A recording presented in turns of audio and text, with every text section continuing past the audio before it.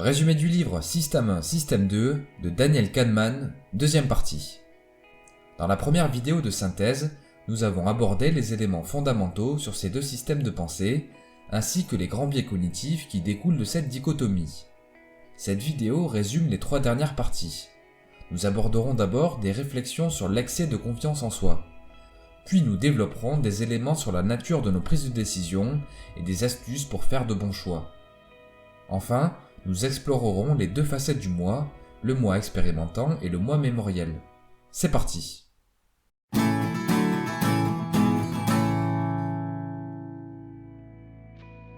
Dans la troisième partie, Kahneman dépeint une facette intrigante de notre esprit.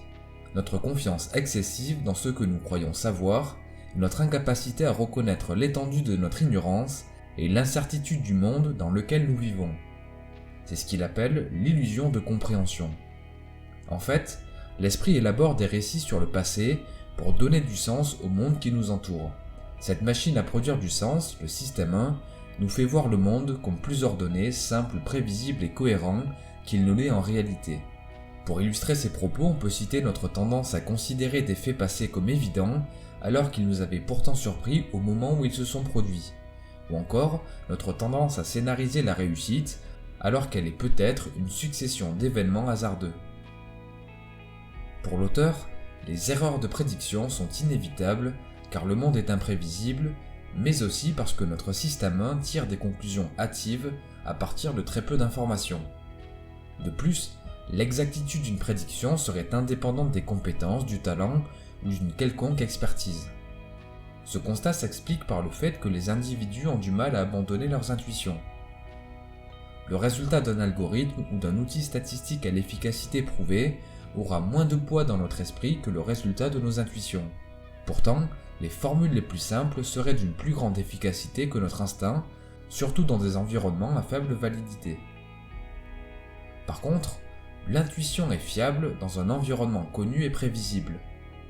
En présence d'une situation similaire à une expérience déjà vécue, notre machine associative reconnaît les régularités et peut produire des prédictions et des décisions rapides et exactes. C'est notamment le processus mis en œuvre par les experts. Par exemple, les grands maîtres aux échecs étudient et mémorisent les positions et les meilleurs coups de diverses parties, puis ils les reproduisent lorsqu'ils se retrouvent dans une configuration similaire lors d'une autre partie.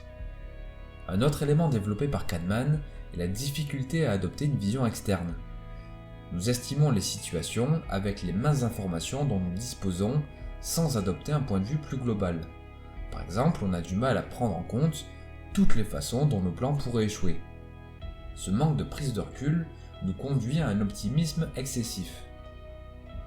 Néanmoins, l'auteur dit que c'est cet optimisme qui est le moteur du capitalisme. En effet, les individus naturellement optimistes sont capables de motiver les autres et les pousser à prendre davantage de risques. Cependant, l'optimisme est souvent exacerbé par l'excès de confiance en soi, ce qui induit plusieurs limites, comme par exemple le fait de négliger les obstacles, considérer le monde comme prévisible alors qu'il est imprévisible, ou s'appuyer sur les intuitions plutôt que sur les statistiques. Dans la quatrième partie, Kahneman traite de la nature de nos prises de décision, en particulier en économie. Dans un premier temps, il balaie les hypothèses de rationalité parfaite des agents économiques. Il démontre que les humains ne prennent pas toujours des décisions raisonnées. Voici par exemple un exercice extrait du livre qui l'illustre. Quelle option préférez-vous ? Vous êtes sûr d'obtenir 900 € ou vous avez 90% de chances de toucher 1000 €. Deuxième problème, que choisissez-vous ?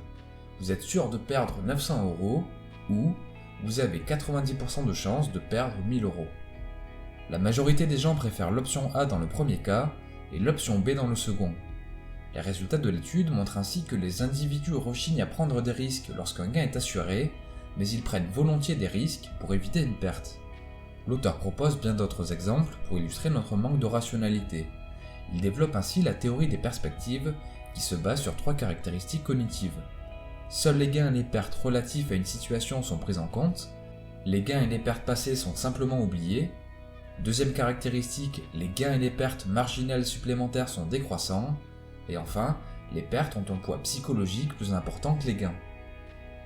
L'auteur présente ensuite les concepts d'aversion à la dépossession et l'effet de dotation. En fait, nous attachons énormément de prix aux choses que l'on possède. Si l'on nous propose de nous attribuer un bureau alors que l'on n'en possède pas, il y a de grandes chances que l'on accepte. Par contre, si une semaine après l'attribution, on nous propose de revenir à la situation initiale, il y a de fortes chances que l'on refuse. C'est l'effet de dotation. Kahneman explique ensuite que le concept d'aversion à la perte est la contribution la plus significative de la psychologie à l'économie comportementale.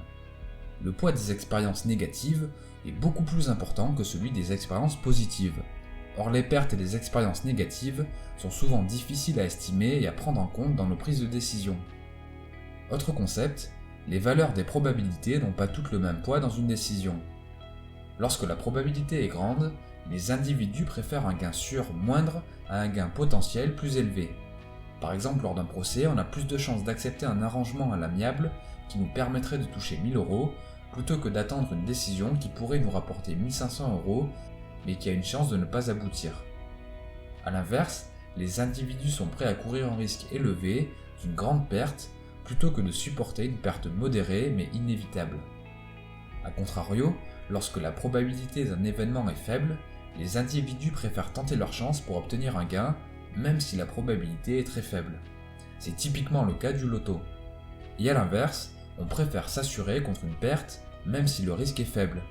C'est l'une des raisons qui nous pousse à prendre des assurances. On peut noter qu'en plus d'être réticents à accepter une perte nette, nous sommes prêts à investir davantage pour tenter de récupérer la mise. Par exemple, une entreprise aura tendance à investir du budget supplémentaire dans un projet sans issue qui prend du retard, plutôt que d'investir cet argent dans d'autres projets susceptibles d'être plus rentables. Pour éviter de tomber dans ce biais, l'auteur suggère de ne pas accorder trop d'importance au regret. Autre constat, les événements peu probables sont rarement estimés correctement. Par exemple, le risque d'être victime d'un attentat terroriste est généralement surestimé, bien que la probabilité soit très faible. Cela peut être dû à l'influence du cadrage sur nos prises de décision. La façon dont est présentée l'information influence fortement nos choix. Par exemple, dire il y a 5% de chances que l'opération chirurgicale se passe mal a plus de chances d'inquiéter que la même statistique dit sous une tournure différente, du style il y a 95% de chances que l'opération se déroule bien.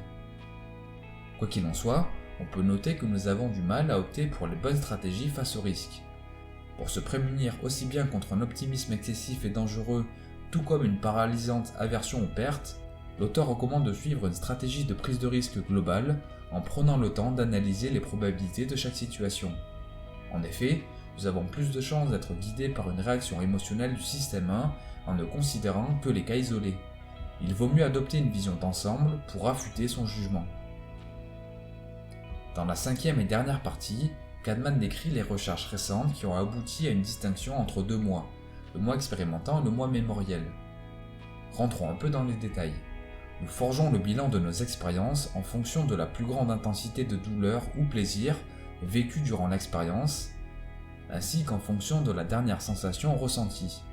La durée respective de l'ensemble des douleurs et ou plaisirs n'est pas prise en compte. Pour illustrer avec un exemple, un mariage se terminant par un divorce sera certainement perçu négativement, même si les expériences heureuses ont été plus nombreuses sur l'ensemble de la relation. Kahneman différencie ainsi le moi mémoriel et le moi expérimentant. Il constate que ce qui compte, c'est ce que l'individu retient de l'expérience, plus que ce qu'il a vécu réellement. Autrement dit, les gens partent en vacances davantage pour retenir une expérience et se créer des souvenirs, plutôt que pour vivre l'expérience en elle-même.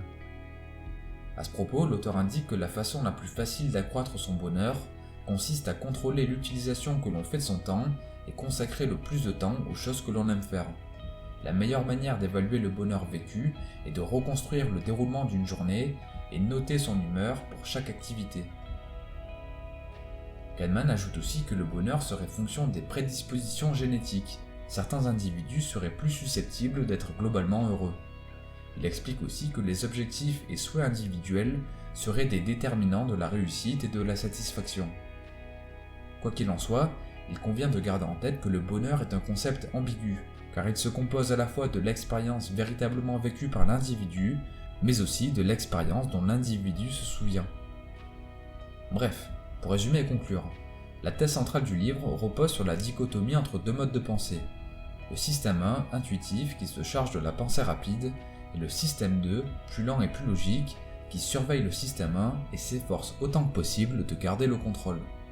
La clé pour éviter les erreurs de jugement qui découlent de cette dichotomie consiste à reconnaître les situations propices à l'apparition des biais cognitifs, ralentir et appeler le système 2 en renfort. Merci pour votre attention, j'espère que ce résumé vous a plu. Si c'est le cas, je vous invite à me laisser un pouce bleu ou un commentaire. Comme d'habitude, vous pouvez télécharger la fiche résumée sur mon site internet. La synthèse de ce livre a été un vrai défi, car son contenu est très dense. Donc je vous recommande vivement la lecture de l'ouvrage, car il est riche d'enseignements et je n'ai fait que survoler les différents concepts. Vous trouverez un lien affilié vers la page Amazon du livre dans la description. Pour finir, je vous invite à vous abonner à la chaîne et à activer la cloche de notification pour être informé lorsque de nouvelles vidéos paraîtront. C'était Mr. Fanjo, à très vite.